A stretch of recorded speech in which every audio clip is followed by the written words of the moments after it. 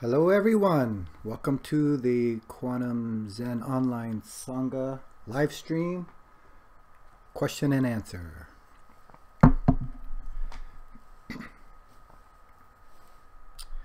So if you haven't done so already, please in the chat, if you can, say hello and tell us where you're from. Got a lot of our regulars on already. Got Vivian, hello. Javier, hello. Douglas.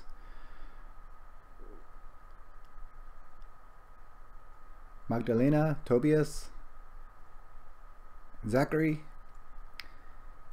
Esor Welu, Terrence, hello everyone. So this is the live Q&A. So first, this is a good chance to ask any kind of question about practice, Zen, meditation, the online Sangha, Quantum School of Zen, anything that's going on in your life. It's okay. You can ask in the chat. So if you have a question, just type it in the chat. If you think that there's anyone else who could benefit from this, you can share it on Facebook or however you want to do it. There's some share buttons down below.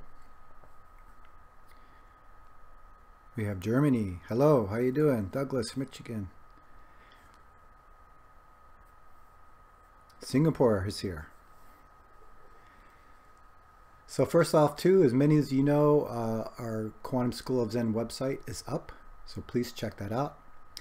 Our online Sangha page is up, so I put a link down in the description below to our online Sangha.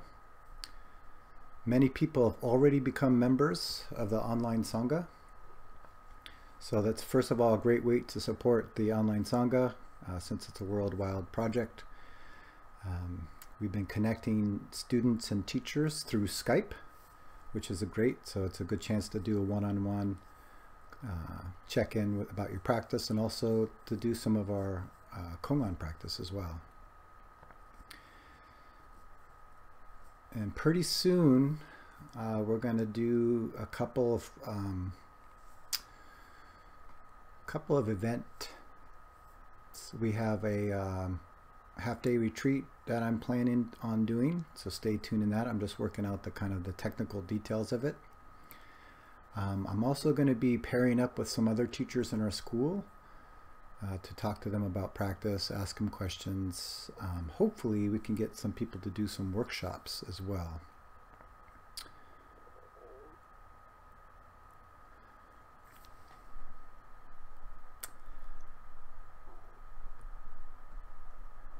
And another thing we're working on, Tamarind and I are working on this heart kilche. So some of you know, and some of you may not know, that every winter in Korea and also United States and Europe, we do a 3-month retreat.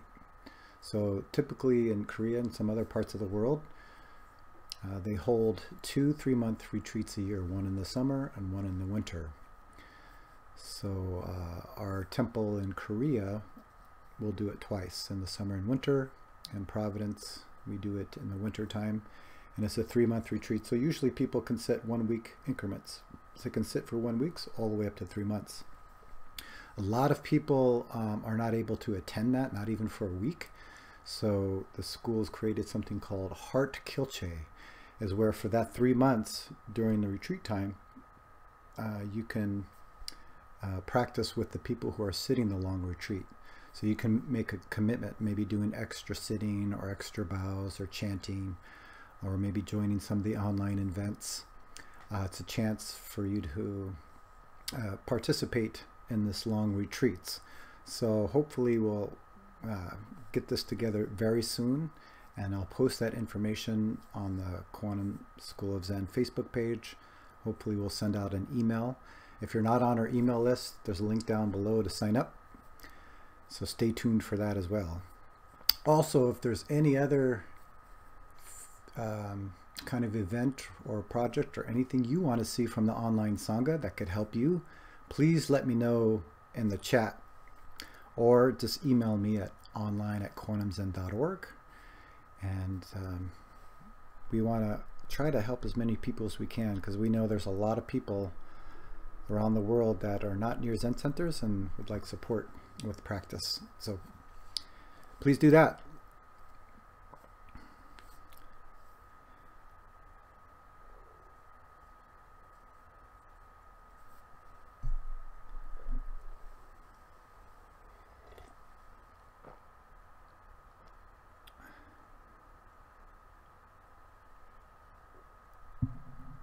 So first question, once the I is gone, how to deal with anger? So that's interesting, right? So where does anger come from in the first place? We could say it comes from thinking. So where does thinking come from? If you're clever, you can keep going on with this. You could say it comes from mind. So where does mind come from?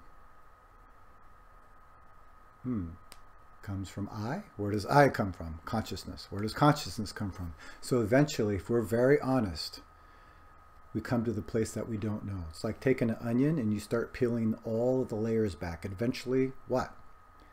So even to say there is no I is already making I. So anger is not a good or bad thing. Usually we think anger is bad, or we think sadness is bad. But these are just kind of basic emotions that happen with every human being, no matter what stage of practice you're on. If you've been practicing for 3 hours, if you've been practicing for 30 years, right? So Zen Master Sung Song never said that our practice is to get rid of karma. It's actually to perceive our karma clearly. So if we perceive our karma clearly, then we can use it. So that's why he said a lot, are you using your karma to help other people, or is your karma using you?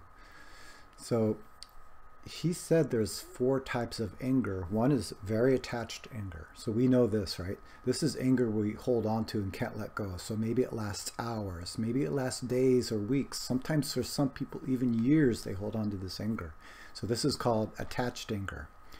Then there's this kind of reflected anger, and we experience this with our friends or maybe partners, where someone will say something and immediately we strike back with some anger. Then we perceive it, and then we can let go of it and then maybe later apologize. So this is kind of this anger that we just kind of shoot out, but we don't hold on to it. Then he said the 3rd type of anger is perceived anger, right? So inside we feel the anger, but outside it doesn't control our actions and speech. And then he said the last type of anger is this bodhisattva anger, or loving anger, right? So inside not angry, but outside angry, right? So if a child runs in front of the street, right in front of a car, sometimes it's best to use very strong speech, right? This anger is clear, rather than saying, oh, Johnny, you shouldn't go out in the street. That's not a good thing. They'll never get the message, right? But if your anger is clear out of love, then it goes right into their consciousness, right? Then they understand, running out in the street's not so good. So anger itself is not good or bad. It's how do you use it? So I don't think it's important to know where it comes from, or to know if I disappears is why is there anger, if there's anger or not. Doesn't matter. We say that anything that appears in front of you, perceive it clearly and try to use it to help. That is all. If you're controlled by your anger, that's why we do practice. We do meditation practice to see our karma clearly. When we see it clearly, we're no longer attached to it, which means it doesn't pull us around anymore, naturally.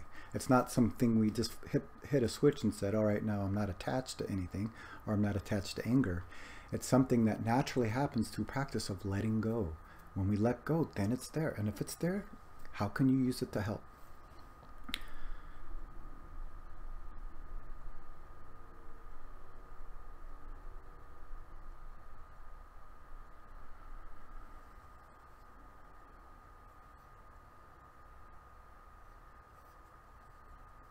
Tobias, online meditation started today 1 hour ago. Is that 6 p.m. or 5 p.m.? I'm not sure what your question means. But feel free to email me and we can clarify what you're trying to say. Javier, although I do meditation sitting daily for years, between 30 and 40 minutes each time, a couple of weeks ago I started to feel that the periods of that practice have become too long. Okay. I have to break my posture sometimes because I get tired. And if it had been a long time, and it's only half an hour of sitting, what happens with my practice? Am I doing something wrong? Most likely you're getting old, is my guess. So one thing that's interesting is, this body has a physical condition, right? So that's going to always be changing. It's always going to be coming and going. So there's a story that I really loved about this monk who visited a teacher and said, I have no idea what's happening. I only sit for 20 minutes. And during that 20 minutes, everything's hurting. My knees are hurting. My back is hurting. Even my brain is hurting. Too much thinking. So the teacher said, don't worry, it will pass. Then the student came back 3 weeks later and said, I don't know what happened. But now when I sit, I can sit for 30 minutes. No pain in my knees, no pain in my back, no pain in my brain. And my mind is crystal clear. I don't know what happened. And the teacher said, don't worry, it will pass. So I love the story because it shows kind of the condition of being a human being, right? Everything is coming and going. And like I said earlier, most important is how do we use our karma to help in this moment? So perhaps that if you sit meditation and you feel some kind of pain, it's not like this is some kind of contest or we're trying to achieve some kind of state of mind or anything like this, right? So some people think Zen means that you sit and you don't even blink. That is a technique that some people may use, but I think most important is don't attach to outside condition. Don't attach to outside situation, because if we attach to it or we expect something out of it, then we have a problem. Better is to let things come and go, and as they appear, connect with what's in front of us and respond to that. So if you're in sitting meditation and you have some pain or difficulty, just stand up behind your cushion and continue meditation. Sitting down, standing up, lying down, it really doesn't matter. So most important is, how do you keep your mind right now, and how can you respond in this moment clearly, right? So it's very clear. If somebody's hungry, you give them food, right? If you're hungry, what? Then you eat. So if you need to get up, just stand up. Don't worry about it. What I've noticed too, the more we worry about our physical condition or emotional or mental condition, the bigger it gets, right? The worse it gets. So that's the difference between pain and suffering. Now, pain is kind of a condition, again, of being a human being. It's just a truth. So our relationship to that is what causes suffering. So if you like to suffer, then attach to the pain. If you don't want to suffer, just follow the situation and respond to that. Then you're free. So you're not doing anything wrong. Zachary, how does Zen differ from other facets of Buddhism or Taoism? So the Buddha talked about this very clearly in one of the sutras. He said that all the different types of Buddhist practice, but you can even extend that, right? You can say all the different kinds of practices and religions are like many different fingers pointing to the moon. The problem is many people get very attached to the fingers so they can no longer see the moon. And then they think their finger's correct, right? Buddhism correct, Hinduism's not so clear. So then they start finger fighting. So what's important is to see that everything is pointing to something. They just use different names. For example, when Zen Master Sung used to teach in Buddhist centers, he would say, understand you Buddha nature, become one with Buddha and help this world.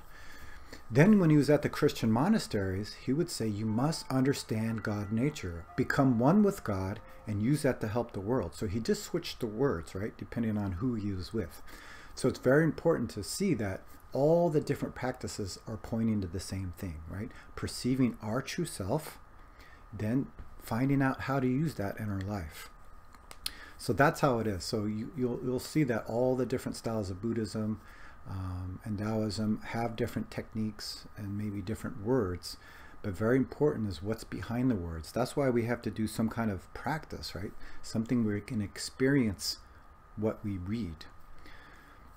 And then you'll see that it's all the same, right? Even the Dalai Lama said, if you want to understand other religions, and you can say other practices, if you want to understand other practices, attain your own. And that's very interesting. He didn't say understand your own. He said attain your own religion, so attain your own practice. And once you experience that, you can see that everything is the same, right? Everybody has the same original nature. So Zen Master Sung would say, if you're thinking and I'm thinking, we're very, very different. But if you're not thinking and I'm not thinking, we're the same. So that's an important point. So when we truly experience that, then we can see how people teach and how the different practices are pointing to the same thing. They may not say so. Again, if you're attached to the finger, they might say something else, right? Maybe they say the point of Christianity is to follow the commandments, believe in God, and then you'll go to heaven and get something, right? That's a technique that some practices may use. And even in Buddhism too, right? If you do good, you get good karma, you'll get a good situation next time. So they're actually missing the point of Buddhism and Zen and Christianity. There's a bigger point than that, and it's beyond our thinking.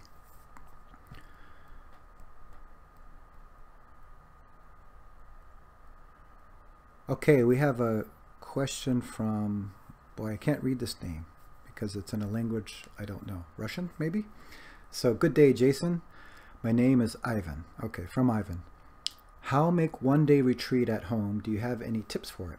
So I actually tried this quite a bit when I was living in Seattle. I didn't live in the Zen Center at the time.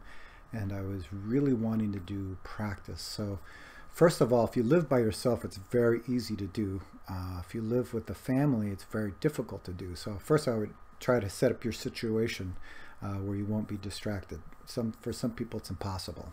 Part of the retreat means kids coming in and out, and maybe the partner's asking a question or the dog's barking. So if you can, find a situation where you can go to, like a retreat cabin or somebody's, maybe someone's house that's quiet or something like that. So you want to find an environment where you can not be distracted. If you can't do that, that's fine as well. And then find a room that, first of all, you can practice in and that will encourage you to sit on the cushion. So you'll see that a lot of home altars or home setups might have a Buddha or maybe a Kwan Yin or maybe a statue of Jesus or something that will inspire you to get on the cushion. That may be helpful, maybe to have some incense again. And all of this stuff is really not so important, but it can help inspire us to practice, to help us inspire us to continue to do the retreat. So that's important too. So you have some kind of situation where you won't be distracted, set up a room that will inspire you to actually sit.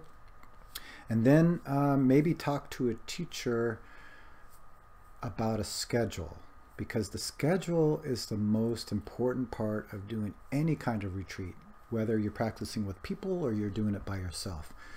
So when I did a solo retreat in Maine, I did a solo retreat for 90 days. I had my teacher write up the schedule, and he told me that since I'm by myself, that the schedule is the teacher. That's very interesting, right?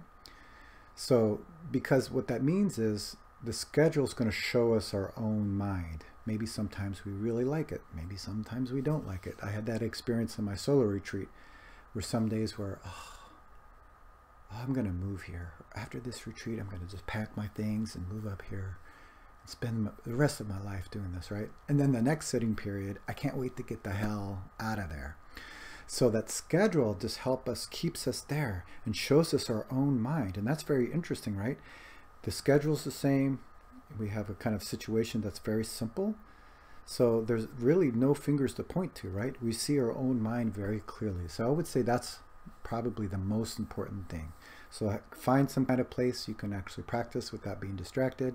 Set up a room that you can do, that will inspire you to stay sitting. I would recommend doing sitting meditation and walking meditation, and maybe put in some chanting meditation, so different types. And then have a schedule that you stick to. So you do it, if you want to do it, you do it. If you don't want to do it, and that will be your teacher. And if you want to ask more questions about it, you can email me down below. I have a link online at quantumzen.org, and we can talk about it more.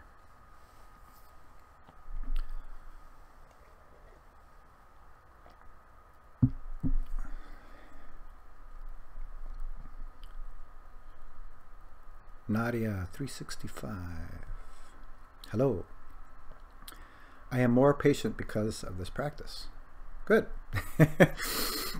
I was just in Boise a couple weekends ago doing a retreat, and I was talking about my very first long retreat in Korea. Was a 3-month retreat, and at that time I lived in Seattle, and there was someone else from Seattle who came and joined me for this retreat. And we set the retreat in Korea, so it was a big travel for both of us. But her situation was different because she was married and had 2 small children, so she was almost guilty about going. But she was very clear why she was doing it. She wanted to be a better mom, be a better husband, be more clear just in her life. So she sat this long 3-month retreat, and it was very difficult for her because she missed her kids. But after the retreat, when she came back home, the kids noticed that she was more patient with her kids.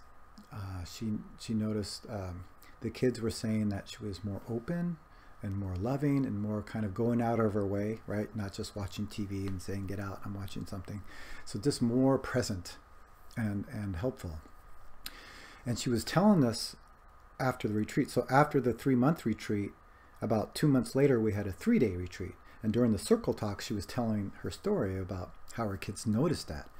And then she said, the reason why I'm at this retreat is because one of my kids said, Mom, I think you need to go back on retreat.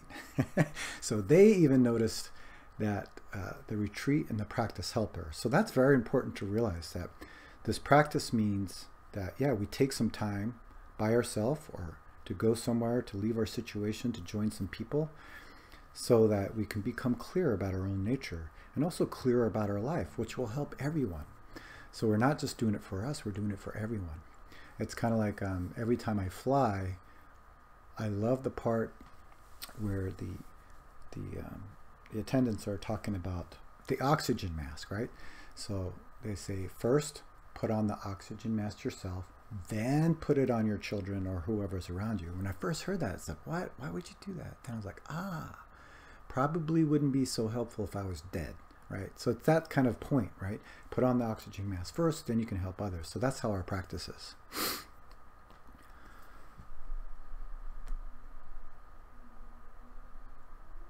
Javier, you're welcome. I'm so glad you're here. Douglas, can you explain a little bit about without like this, become one like this? Okay. So Zen Master Sung Song would talk about,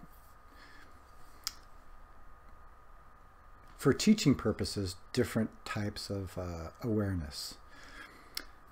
So one was without like this. So this is the mind before anything, right? There is actually no mind. It's before thinking, it's before words and speech, it's before religion, it's before anything thinking appears, right? Sometimes we call this emptiness, but if you call it emptiness, it's already making something. So it's before emptiness. It's before all of that stuff, right? It's absolutely before thinking. So he called that without like this. Here's a demonstration. Okay, so then he would talk about become one like this, right? So sometimes in the old days when a monk would come to a Zen master and ask, what is the meaning of life? What is Buddha? What is my true nature, right? One teacher would get a stick and just hit him, boom, hit the student. And at that moment, everything in that monk's mind disappeared. Buddha nature, true self, I, you, Zen, all of it, right? So it was just, boom. The stick, the feeling of the stick, the mind were one thing, just one thing. Another teacher, anytime a student would approach him and ask, what is my true self? What is true nature? This teacher would yell, ha! Really loud. And again, at that moment, everything in that monk's mind disappeared. Buddha nature, true self, I, you, Zen, everything disappeared, right? It was just the mind, and the sound was just one thing. So in our school, in the Quantum School of Zen, we hit the floor, usually with our hand, and at that moment, boom, my mind, the sound, perhaps the mice in the wall, everything at that one moment is just one point. So we call that become one like this. So it's very important to experience that, because then we can see that everybody's true nature is the same. So that's very important. We may understand that everybody's true nature is the same. You hear it all the time, right? We're all the same. It's just our skin color is different. We may believe in different things. But that's a good idea. But if you want to experience that, become one like this, we truly do it 100%. Boom. Then we really perceive that everything is one. So when everything is one, that means, again, if you look at like a mirror. So originally our mind is like a clear mirror that just reflects. And it usually has a bunch of crap on it. I, you, good, bad, right, wrong, like, dislike, man, woman, Democrat, Republican, goes on and on and on, right? But if we truly hit, boom, everything in that mirror disappears. It's just that one thing. So now this mirror is clear, right? Now this mirror can reflect. So if we look at this, I'm looking at the ceiling right now, the ceiling is white. If I look outside, it's black. The mirror just reflects everything as it is, right? The mirror doesn't have anything in it. It just reflects what it is. So we call that like this. So like this is just perceiving truth. So the last point that Zen Master Sung Song wanted to make is, how does our practice or how does our meditation function in our life, right? How do we use it to actually do something, right? To help ourselves and those around us. So he would call that just like this. So if you perceive the truth of someone's hunger, what do?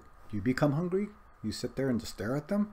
So some kind of action is necessary, right? So perceiving the hunger and then responding and then giving the food, right? That is called just like this. So that's important. Without like this is nothing. Become one like this, boom, just one thing. Like this is just perceiving truth. Just like this is using truth to function in our life. So that's very important. But all this is just teaching purposes because it doesn't really exist, okay? So if we're sitting down and this toddler ran and fell down, we would just pick up the toddler without even thinking about it, right? So that has all of that stuff. Without like this, just like this, and like this, all of it becomes one thing and just means just do it moment to moment. Perceive what's in front of you and respond in a way that's intuitive. Good question, Douglas.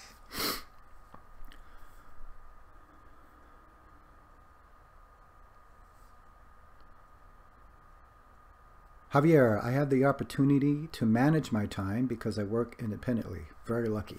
So I can sit down to meditate at different times depending on my situation every day. Do you recommend to be flexible when defining the time for sitting meditation, or perhaps always sit at the same time an hour and try to respect that schedule? So if you can, I always recommend doing something very realistic, first of all, something that you can actually do. So some people get very excited and they want to sit 3 hours a day. They may be able to do it for a week or 2 weeks, but it's not sustainable, right? Usually they end up quitting because it's too much. So first of all, looking at your schedule and doing something that you can actually do, even if it's 20 minutes of sitting a day. I always say 20 minutes sitting a day is better than sitting 3 hours twice a week, right? Because you're doing something constantly. You're doing something every day. You're doing something to remind you that you can do meditation all day long. So it's not like we do this meditation and we're gaining the strength and we're becoming more clear. We are already strong. We are already clear. We're just returning to that. And the daily meditation helps us to see that we can do that from moment to moment, not just on the cushion. So also picking something every day is helpful because some days we don't want to do it. Maybe some days we do want to do it. We start to see our like and dislike mind, right? This resistance. So we start to see this opposite thinking very clearly. So that's a good sign. If you're noticing that, that's good, because then you just do it, right? Just like sometimes I have to get up in the middle of the night to help my daughter. I don't want to do that, but it's necessary, so I do it. So we call that the Bodhisattva way. So doing a schedule at every day at a certain time is, I think, always best, is because it really shows us our like and dislike mind, and it shows us what we're holding on to, what we're resisting, what we're trying to push away, what we're trying to hold. And that's a good thing, because again, that means we can see our karma clearly, and when we see our karma clearly, then we're not attached to it. So some people say, well, I don't have time, and that's why I agree with them. I don't have time either, but you pick a time that you can do it. So for me, the best time is early morning. So whenever you wake up, just set back the clock 20 minutes and then get up and do the practice. Then you can do it, something every day. But some people, maybe their schedule doesn't allow them to do that. So anything's better than nothing. So just do what your situation allows. But I would try maybe setting back the clock 20 minutes just to do that. And if you want to do more practice later, that's fine.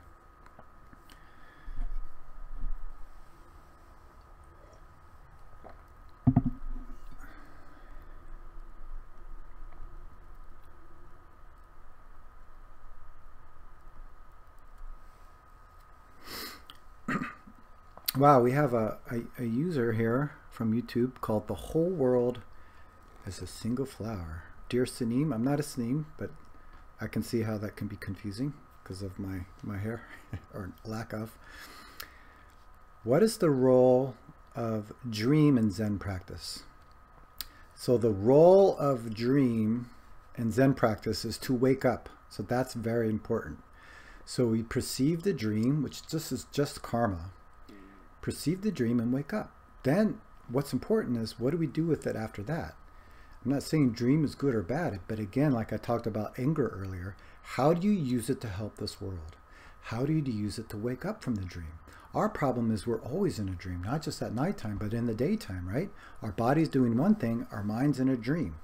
It's like this old comic I saw many years ago. I had no words. It shows a guy driving his car and had the little thought bubbles. He's like dreaming of work. And then he's at work at the computer and he's dreaming of vacation. Then finally he's at vacation on the beach drinking a margarita, and all he can dream about was home. And then he was at home and it looked like his kids were asking for help, and all he could dream about is work. So that's not good or bad, but it has a natural result, right? If you drive your car and you're in a dream, maybe you miss your exit. If you're lucky, maybe you crash into somebody. If you're talking to a loved one or friend and you're in a dream, it's going to have a natural result. If you're at school or work, professor's talking, boss is talking, and you're in a dream, it's going to have a natural result. And that's going to be some kind of difficulty, guaranteed. So the dream itself is not good or bad. It can show us our own karma. Just wake up from it. So, you know, I remember Zen Master Sung Song once asked one of his good friends who was blind since birth. And then he was wondering, I wonder if he dreams. So he asked his friend, hey, I know, you've been blind since birth. Do you dream? And then the guy said, of course I dream. And then Zen Master Sung Song said, what did you dream of, like the sky or trees or something like that? And the guy said, no, I'm blind. So I don't dream of anything like that. I dream of smells and sounds. So that shows us that our consciousness soaks up everything. You can say as we were born, but if there's a before that, maybe. But it soaks up everything, right? And all the stuff comes out in dreams. So sometimes it's a past thing mixed with something that just happened in some TV show we saw. It all gets jumbled up in there. Most important is don't attach to the dream. If you attach to any kind of dream, then you miss this moment. If you miss this moment, then you cannot connect with what's in front of you, right? And that has a natural result, which is suffering. So the role of the dream in Zen practice is to wake up and see the dream clearly.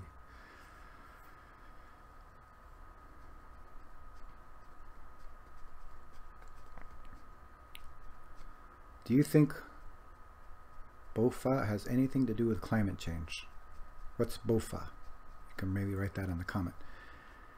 Douglas, you're welcome.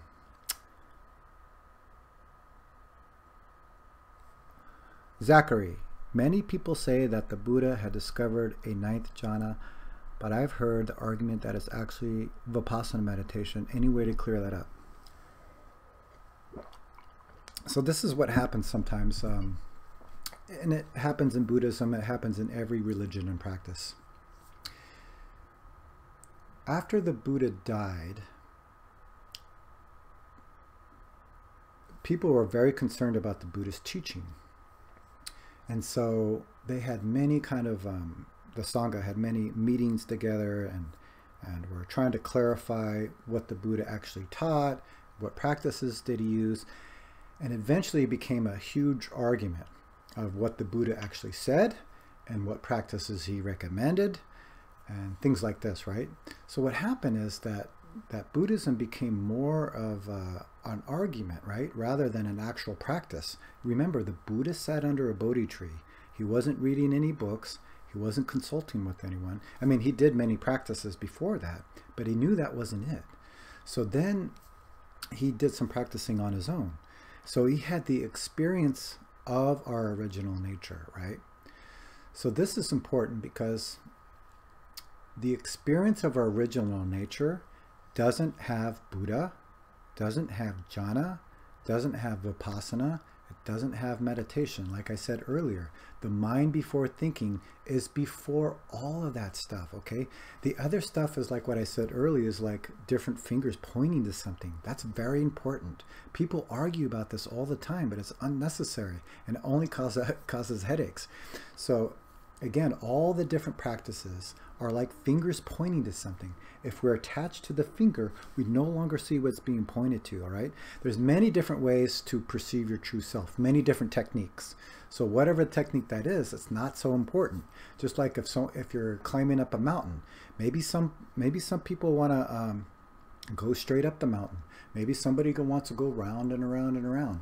Maybe somebody takes a helicopter. Maybe somebody uses rock climbing, right? There's many different ways to get to the top of the mountain. Most important is, are you on the top of the mountain? Or as Zen Master Seung Song say, there's many different ways of eating. You can use a chopstick, you can use a spoon, you can use a fork, and he would say, which one is better? Most important is a full belly. So it's very important. All the different techniques are pointing to something. But really what we want to do is experience this mind before thinking, before your true self, before the Buddha, before jhana, before anything. That's very important. Then we can understand these arguments.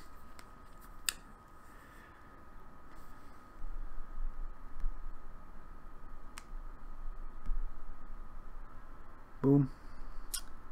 Whole world a single flower. Thanks. You are very welcome. Bindik. Wow. It is a long time no see. Great to see you. Any advice on very deep holdings from the past in the form of deeply repressed memories that might or might not even have happened? Confusion about childhood events. That's very interesting. I was just talking to a friend last week about the past, right? And we've all had some kinds of some people had very traumatic experiences. You know, some people maybe had some breakup, or maybe they lost their job or lost a loved one or something. We've all had some kind of experience. But what's interesting is when I look back on the past, I realize that I don't even know what actually happened, right? I was married in my very early 20s a long time ago, right? And that whole like divorce and breakup process, I realized that I have my own experience and idea of what happened, because she has her own idea and experience of what happened. So which one is the truth?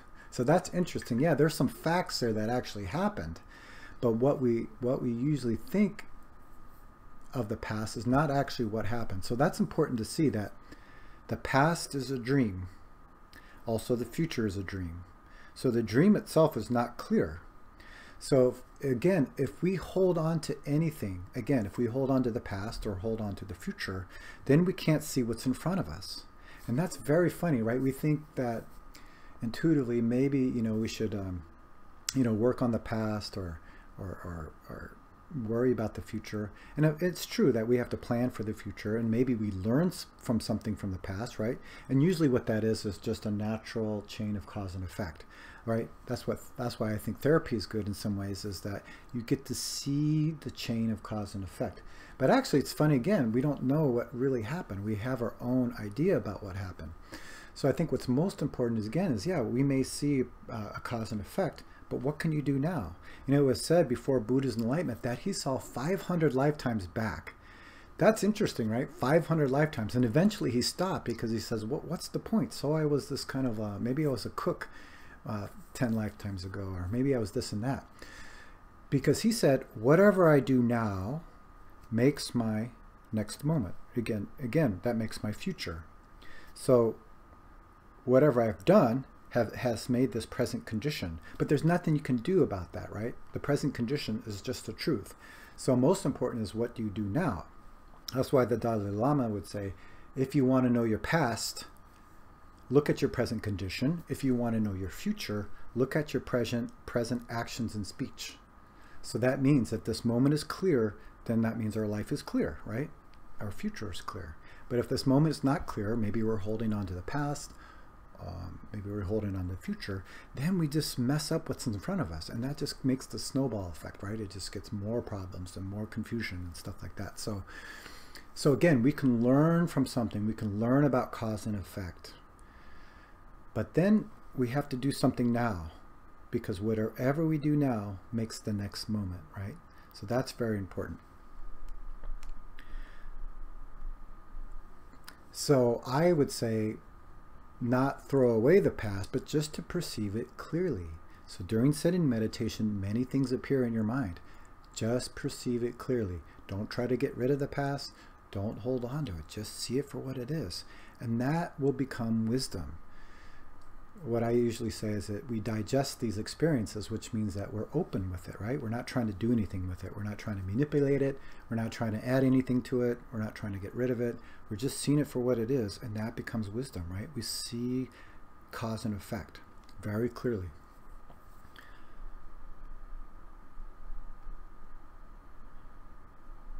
Great question. Javier, dear Jason, you got the point. Indeed, there are days I don't want to sit down to meditate because I'm too tired, I'm angry, I'm sleepy, and blah, blah, blah. Yep, I know. But that's good. You know, people said, oh, I'm so tired, or I don't want to do it. And that's good because, again, it's like life, right? You know, usually when we get in a relationship, it's very exciting. And then, you know, maybe several years down the road, it's kind of like, ah. So it kind of brings us back to direction of like, why am I in this relationship in the first place? Or we start a job, we're very excited about it, right? And then after some time, we don't want to do it. But I think it's a good thing when these kinds of things appear, because it kind of points back to direction as why do it? Why be in a relationship? Why do this job? Why even do sitting meditation, right? And I said this before, grasping after something only has a natural result. If we don't get it, we're disappointed. If we get it, we can't keep it, so we're disappointed. Or we get it and it's not enough, or we wish it to be a little bit different, we're disappointed. So just let go of all of it, right? And then we're free.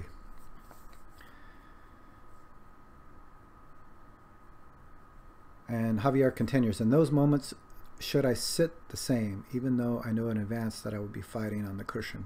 Yeah, just sit it.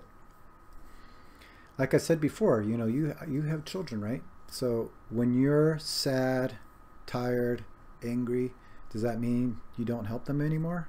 No, we still have a job to do. So whatever's going on inside is fine. We still have a job to do from moment to moment to moment. So if we're attached to what's going on inside, we don't understand our job, so we create more suffering. But if we just let it be for what it is, then it won't control us, and then we can use that to help, right? So we still have a job to do, no matter what. So that's why I recommend keep sitting. I mean, if there's something, if you just can't bear it, or it's a excruciating pain, yeah, maybe get up or stop. That's a different thing. Or maybe you're really sick and you just need to lie in bed. Again, trust your intuition. You know, our intuition always knows what to do. Usually we don't trust it so much, right? We usually trust this, which is a big problem, or we trust our emotion, which is a big problem. So I always say, if you follow your head, you're in big trouble. If you follow your emotion, we all know how that works out.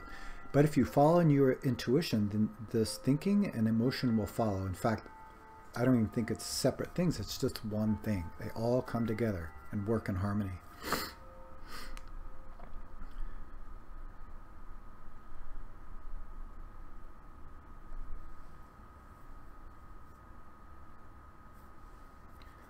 Whole world's a single flower. I was wondering if anyone who doesn't become enlightened and has to be reborn, is it possible to be reborn in the past? All right.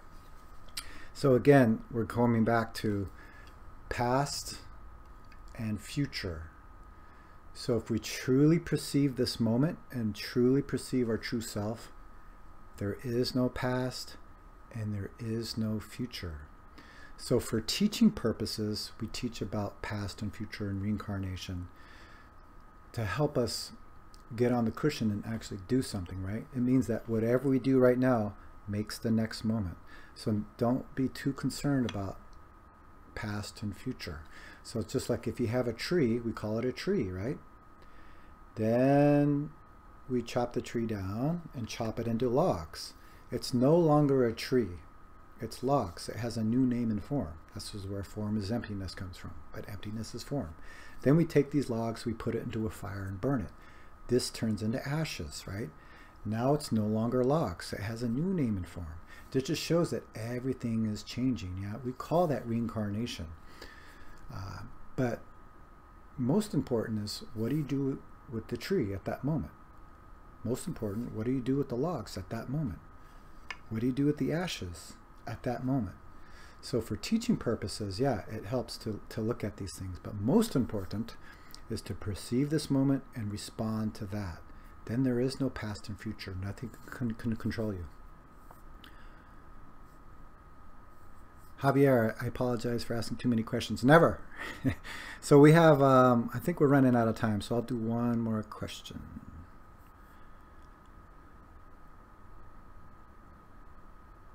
Zachary, a man asked my father for help because he had an alcohol problem. Everything that my dad suggested to the man, he would immediately reject advice and say it doesn't work. I'm able to see that the man's suffering, but I do not know how to help him. He recognizes his problem, but he has lost all hope. What can I do? Yeah, these kinds of things are very difficult. And I wish there was some kind of formula that we could just like write out and just hand out to people and say, this is what you do in any kind of situation. But unfortunately, it doesn't work like that. So we talk about two things in practice that are very important. First, a clear mind, and then wisdom, right? So clear mind, again, is perceiving things how they are. We call that like this, right? Perceiving things how they are. And then the next point is how do we use that to actually function? In Tibetan Buddhism, they call it skillful means. So in Zen tradition, we call it how do we use meditation, or how do we use this moment to help in this situation. So the best thing you can do is just completely connect with what's in front of you, whether that's a person or thing. Because what happens from that point is you start using your intuition.